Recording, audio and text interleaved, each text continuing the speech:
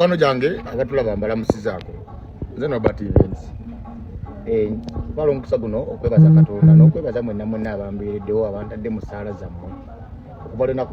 lwenakwatibwa ku Sunday ng'omutujju bwe twali Kololo nga tugenze ku birthday ya president maze mukomere ennaku 5 ate badde bantadde ku CPS ate era omukyala full figure olwokuba badde ayagala kundaba ku luzira era n'apanga n'abamanja ne baddamu ne bankwatira era ku CPS bwennyini era nsaba okwebaza bonna abanneeyimiridde ku kooti Makindye abampadde ssente beebaza ku ssaawa zino ndi free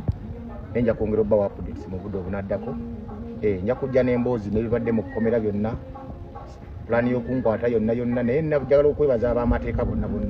nti bakitudde nga nkwatibwa bwemange ensonga ezimu za byabufuzi ensonga ezimu za kuwagira bye batawagira